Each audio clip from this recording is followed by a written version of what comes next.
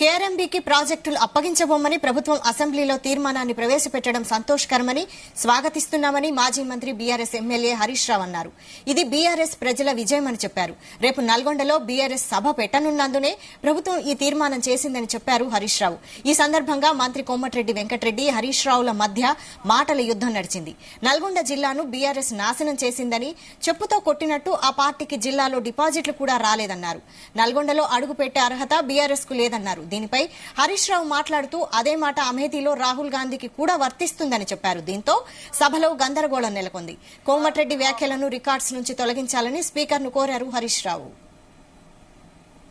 ప్రాజెక్టులు కేఆర్ఎంబీకి అప్పచెప్పమని డెఫినెట్ గా ఇది తెలంగాణ ప్రజల విజయం, బీఆర్ఎస్ పార్టీ విజయం. మేము రేపు నల్లగొండలో సభ పెట్టినాం గనక ఇవాళ ముందు రోజే సభలో తీర్మానం పెట్టి వాళ్ళు చేసిన తప్పులను సవరించుకున్నందుకు నల్లగొండకు వచ్చే ముందు కాబట్టి చెప్తున్నా అధ్యక్ష, నేను జగన్మోహన్ రెడ్డి గారు స్టేట్మెంట్ ఇచ్చిన తర్వాత జగన్మోహన్ రెడ్డి గారు అసెంబ్లీలో కేసీఆర్ ఒక అడుగు ముందుకేసి రాయలసీమ, ప్రకాశం, కృష్ణా, గుంటూరు అని చెప్పిన తర్వాత ఇంకా మీరేవో తప్పు చేసాం. జగన్మోహన్ రెడ్డి చెప్పిండు, గౌరవ ముఖ్యమంత్రి గారు చెప్పారు. మీకు ఒకటే చెప్తా అధ్యక్ష, మా గౌరవ మంత్రివర్గ ఉత్తమ్ కుమార్ చెప్పాను, మీకు ఏమన్నా నల్గొండ కాదు కదా, నల్గొండ రావాలంటే మన 60 రోజుల కింద ఎన్నికలు 60 రోజుల కింద జరిగిన అధ్యక్ష. ఎంత చేసా అధ్యక్ష, ఎక్కడ కూడా బొటాబొటి డిపాయిడ్ తెచ్చాక 11 సీట్లల్లో ప్రజలు చెప్పుతో కొట్టినట్టు ఒక్కొక్క ఎమ్మెల్యే 60-70 వేలతో గెలిచినంటే నల్గొండ జిల్లాని మోసం చేసిండు కాబట్టి ఆ విధమైన రిజల్ట్ ఇచ్చాను. ఇవాళ అధ్యక్ష, ఆ రోజు మా జిల్లాకు చెందిన మంత్రి ఉన్నట్టు దగ్గర 10 ఏళ్ళు ఇవాళ సభలో లేడంటే మొఖం లేక జగదీష్ రెడ్డి గారి గౌరవ శాసనప్పుడు మొఖంలో లేడు. ఎందుకంటే కేసీఆర్, హరీష్ రావు, జగదీష్ రెడ్డి కలిసి మా జిల్లాని నాశనం చేసిండు.